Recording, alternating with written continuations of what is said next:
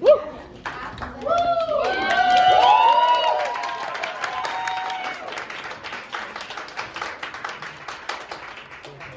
we get started, the second annual Allie Davis Comedy Jam. These will be our choice of mics. So, you know. There are emergency exits to your right and left. In the case of an emergency, do take those.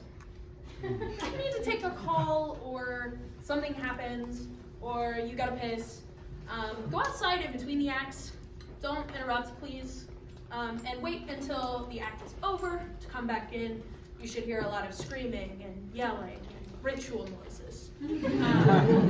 So that's when you'll know. Otherwise, welcome to the Allie Davis Comedy Jam. Woo!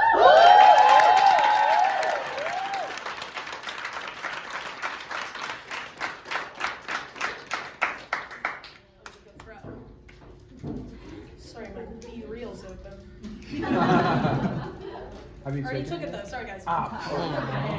I should have started out with that, but too late, I suppose. Well, I'll be your opening act, so enjoy that, please.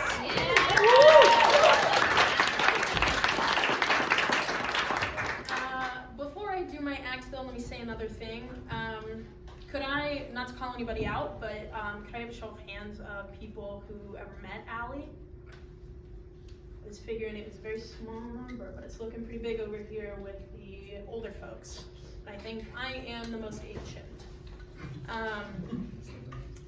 Allie was a very special person.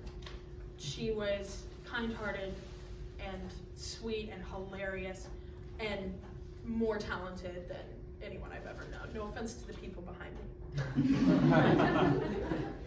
Truly, NKU, the world, performing has lost someone important.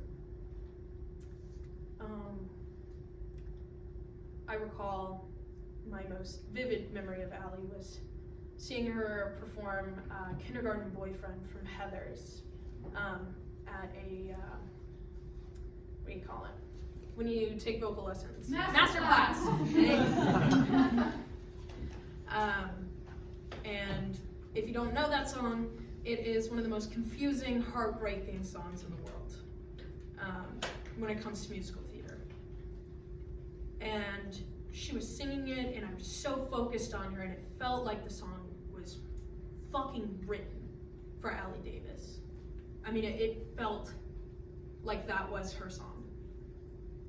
And I know she performs a lot of songs, but for me, every time I hear Kindergarten Boyfriend, I only hear it in Allie's voice. So that's a plus, considering how overdone Heather's is. So with that, I'll say something actually funny now and not depressing. If you all don't mind, I've got some folks here recording for my parents. So I'm gonna try and keep it clean today, if you don't mind. I will be cursing, that's just something that I do. Not a lot I can do about it. I could stop,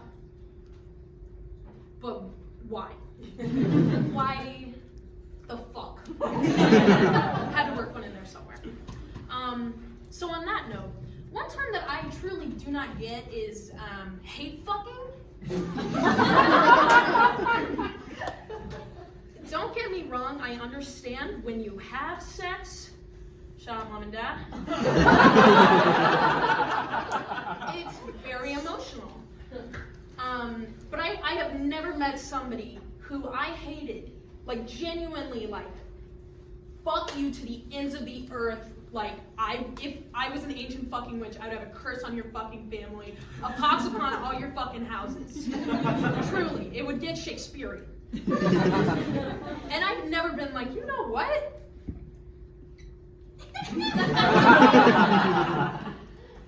They're looking, well, scrum-doodle-doo. That's just me personally. Obviously, I know that doesn't go for everybody because people feel different things, which is crazy.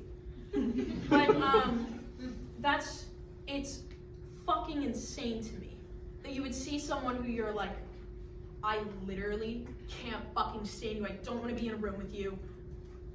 I hope you die. And then be like, what'd that dick do though?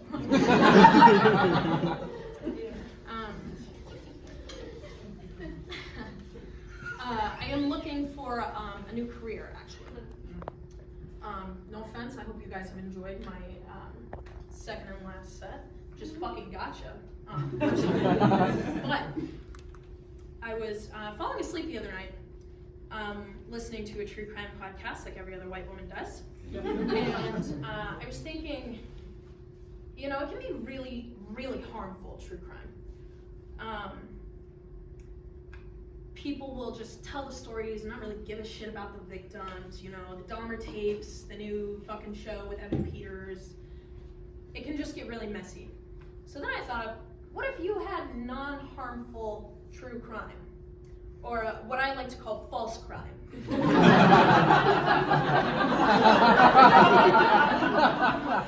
I'm thinking about starting the world's first beauty guru false crime podcast. Where I just fuck around and do whatever I want and tell you fucking lies. I just fucking lie to you. And I'll get pictures from like AI or whatever of like people and make up names and be like, Edwina Johnson, a 32-year-old woman.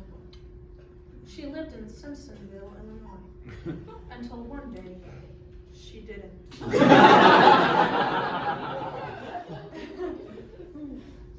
This is her story. Like, there's technically no one's getting fucking hurt. No one's getting hurt. Except, I guess, for Edwina Johnson, who's not real. Which is why I love false crime. Because you can just say whatever you want. My number one concern, though, is what if there's a copycat false crimer who makes it true crime? And then it's just crime. And I would feel like such an idiot. Coming up with crime, somebody else stealing my fucking credit?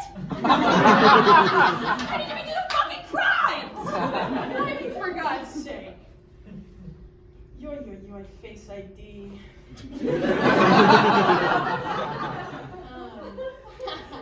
Speaking of my morbid sense of humor, I saw this video the other day of a guy doing his wedding vows, and it was so sweet, it was so romantic. And I heard a sigh from my partner in the corner because this story is about him. And the start of the vows was, keep my balls empty and my belly full.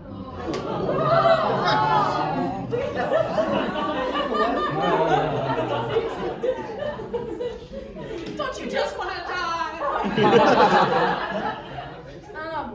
And I, of course, send that link to my lovely partner, and I say, me when I get caught and I'm on the stand, after having filled his chest cavity with concrete and taken his testes out, Your Honor, I think there was a misunderstanding. And to be honest, he did not find that as funny as I did. And that is no judgment on him. I just do fall asleep listening to true crime podcasts, so I think it kind of worms its way into my brain and really fucks with my psyche. You know, like you do when you listen to morbid things. And I thought it was hilarious, personally, which is why I made the joke. But then I got nervous he was going to Baker Act me. And thank you to Evelyn for being the one person who knows what the Baker Act is. The Baker Act is when you get committed to a mental institution involuntarily. Oh. Thank you. Oh. I have one beautiful, beautiful last story for you all. And this one involves where I live. I'm not going to dox myself. But suffice it to be said, I live in a city, on a city block, in the middle of a city. So I live in like downtown. So I lied, I did dox myself a little bit. But I was like getting groceries out of my car one day. And my car's parked like right in front of where my apartment building is. And I'm, in my fucking car, like, bent over, getting my groceries out, when you get fucking shit out of your car. And this guy is at the red light, stopped, that's right in front of my apartment.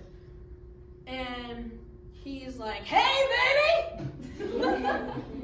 And the light turns green and he starts to pull away very slowly while still looking at me. He's still looking. He's paying attention, and I go, "Eat my balls!" And this man, and I don't know whether this is progressive or if he was confused, but he nearly fucking jerks his car over into another car that's parked in the same parking lane as I am, and goes, "Let me see him!"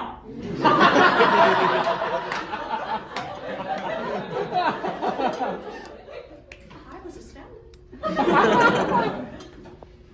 It's the most beautiful, most harrowing thing I've ever seen in my life. And that's all I've got for you, folks. Now,